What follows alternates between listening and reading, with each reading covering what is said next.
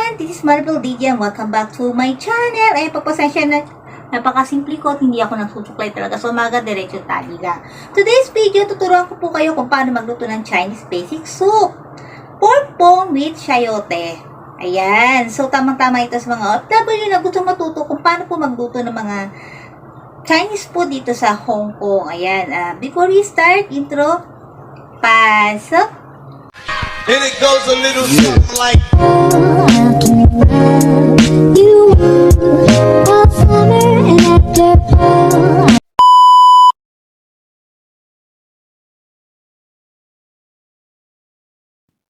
pork bone, sayote or chayote, corn, chestnut, 1 dried dates and ginger.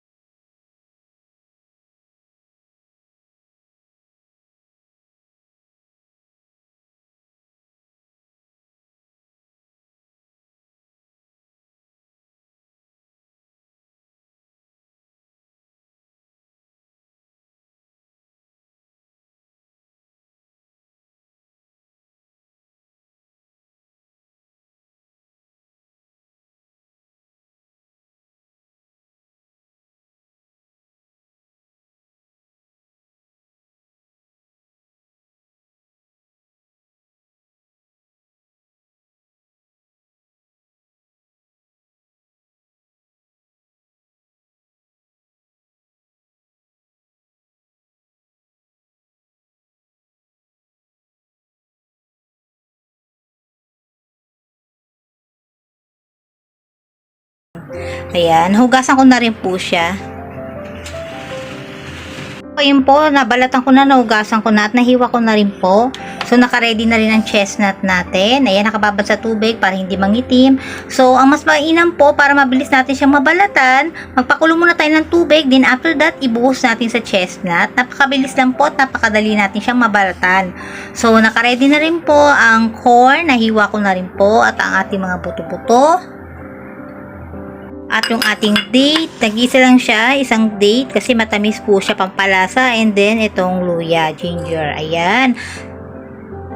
Tayo nagpapakulo ng tubig, naka-ready na po lahat ng mga ingredients niya at ilalagay na lang natin. Ito po yung sabaw ng soup, ayan, antay lang natin siyang kumulo. Ayan guys, kumukulo na po yung sabaw. Kung naiingayan kayo dahil malakas ang hangin dito sa amin, hindi ko alam kung may bagyo, pero actually dapat summer na po yan dito.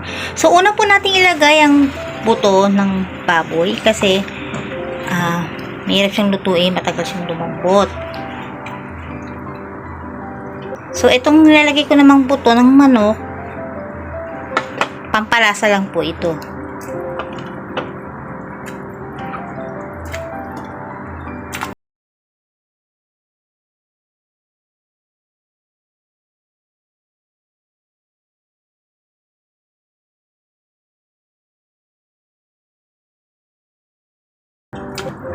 Ang tawag dyan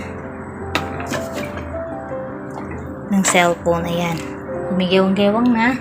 So next, mais or corn. Hindi pantay yata yung hiwa ko, pero okay lang yan, laban pa rin yan. So and then ginger and dates. Huwag kayong mag-alala, malinis po ang aking kamay. So, antayin natin siyang kumulo. Pag kumulo na siya, pinakalas kong ilalagay natin is sayote or sayote kasi mabilis lang po siyang lumambot. Ayan. A few minutes later. Lagay ang sayote or sayote. Ayan. Halos similarity lang pala ito ng English sa Tagalog. Tandaan lang natin, ang hirap, no?